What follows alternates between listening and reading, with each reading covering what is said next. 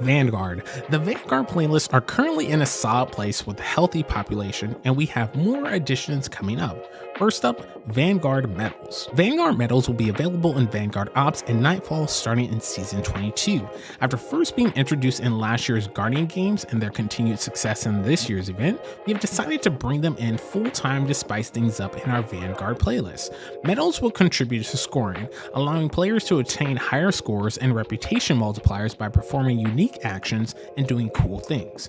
Our goal here is to reward players for playing well and not require players to go out of their way to grind for score. In short, we don't want you to feel like you have to compromise your build in order to boost your score with additional medals. It's worth noting that some medals will remain Guardian game staples and not available in our Vanguard playlist, so don't expect finishers to grant you a medal in Nightfalls. There will be several new medals specific to the Vanguard playlist when they launch, and you will expect to see a few more in Season 23. Additionally, the selection of active medals will be determined based on our current active modifiers, such as surges, to ensure a variety of builds are used for acquiring medals.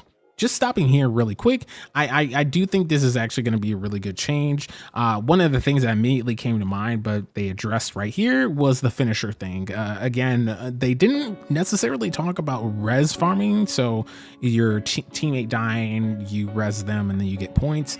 It seems like that may still be a part of the equation, but like, because again, people die in Nightfalls, right? So it's just like you should get some points for resing them, but also I feel like there should be some type of like code modifier. Again, I'm not a dev, but something that kind of signifies like, hey, this person like died 10 times in a row, they're probably trolling, like stop getting them points or whatever the case may be. The fact that finishers aren't going to count and that there are still going to be that split between medals that go for Guardian games and the regular medals that go for Nightfalls, I actually think this is more of Bungie's overall arc to convert casual players, or at least engage casual players, into their actual event structures. What do I mean by that?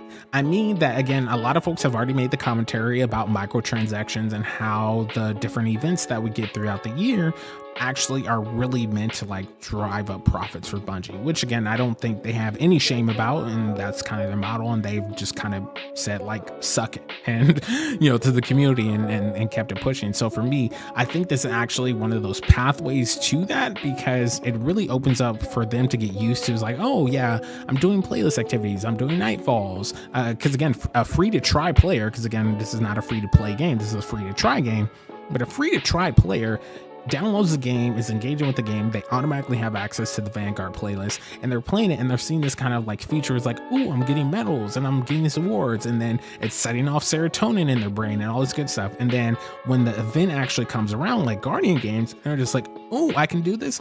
Oh wait, there's this really cool exclusive shader or this really cool exclusive sparrow that I can only get from participating in Guardian games. They've already it's kind of like Pavlov's dog, right? They've already been socialized to equate that reward sensation, because they've been playing in Vanguard playlists, with the ability of getting medals and the different rewards. And then they're just like, wait, I can get also special rewards, because now I can pay for the event card ticket and do all the different things. So again, as much as I think it's great in theory for accessibility in terms of like people being able to understand the game better, I think Bungie is also kind of secretly leaning into monetization and being a space where it's just like, okay, free to try players can get into this game, play Vanguard playlists, get that serotonin boost from getting medals and getting high scores and feeling good about this, because again, that's just basic game theory. But then when the event rolls around like Guardian games, and then you can like buy this really cool shader, this really cool outfit set, or this really cool sparrow that no one else can get,